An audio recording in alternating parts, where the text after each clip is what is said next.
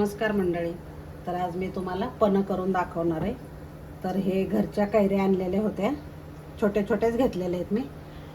मोठ्या पण भरपूर आणल्या होत्या कैऱ्या. तर म्हटलं पन्ह करावं, कारण खूप उन्हाळ्यामध्ये फायदा असतो पन्ह्याचा आणि एकदम शांत वाटतं पिलं ना दुपारचं वगैरे, तर खूप छान वाटतं. तर त्याच्यासाठी मी आज पन्ह करून दाखवणार आहे.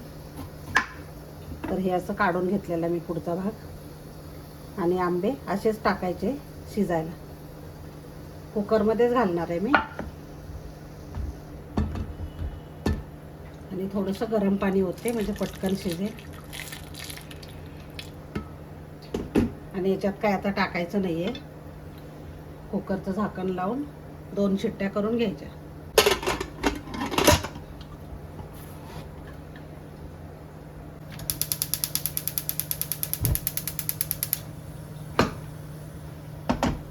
बारीक गॅसवर 2 शिट्ट्या करायच्या. आता मंडळी हे सगळा गर मी काढून घेतलेला आहे बघा. त्याचे सालं वगैरे सगळे काढलेले आहेत आणि एवढा गर निघालेला आहे.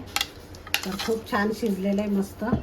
तर आता आपण एक मिक्सरचं भांडं घ्यायचं, त्याच्यामध्ये थोडासा पुदिना टाकायचा, गूळ टाकायचा,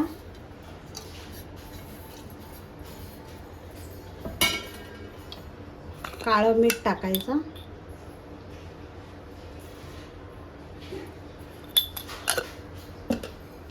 आणि भाजलेली जिऱ्याची पूड आहे ती टाकायची. खूप थंड उन्हाळ्यामध्ये ना खूप छान वाटतं हे प्यायला, आणि खूप शांत वाटतं पोटाला पण आपल्या. आणि हे गर टाकायचा. जेवढं तुम्हाला तयार करून ठेवायचं ना 8 दिवस, पण हे फ्रीजमध्ये राहतं मस्त. तर मी अर्धच करणार आहे आणि अर्ध फ्रीजमध्ये ठेवणार आहे. आणि ह्याला झाकण लावायचं आणि मिक्सरमध्ये फिरवून घ्यायचं.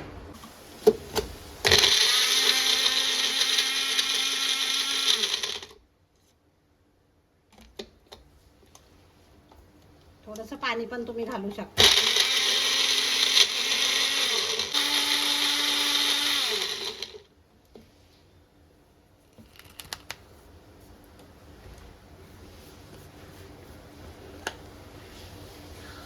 मस्त तयार झालेलं बघा घर. मंडळी 2 ग्लास घेतलेले आहेत मी आता, आणि त्याच्यामध्ये ना थोडंसं टाकून घ्यायचं हे.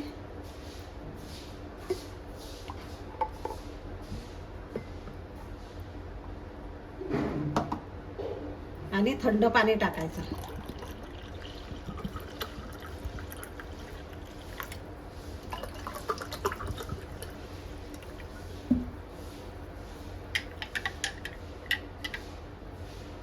तर खूप छान टेस्टी एकदम मस्त पन्ह तयार झालेलं आहे बघा. आणि उन्हाळ्यामध्ये तुम्ही रोज पिऊ शकता. मस्त थोडंसं पुदिना लावून घ्यायचा त्याला. पुदिना तर टाकलेलाच आहे, त्याच्यामुळे टेस्ट पण खूप छान येते.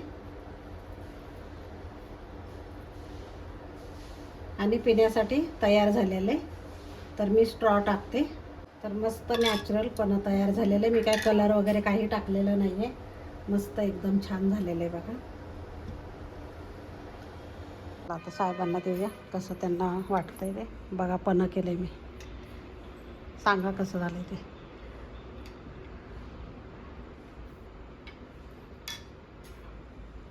छान. घरच्या आंब्याचं असल्यामुळे मस्त झालेलं आहे एकदम. उन्हाळ्यात आज ऊन बी भरपूर आहे आणि गरमी भरपूर आहे, त्याच्यामध्ये थंड थंड छान वाटतंय. तर व्हिडिओ आवडला असेल तर लाईक, शेअर आणि सबस्क्राईब करायला विसरू नका. धन्यवाद.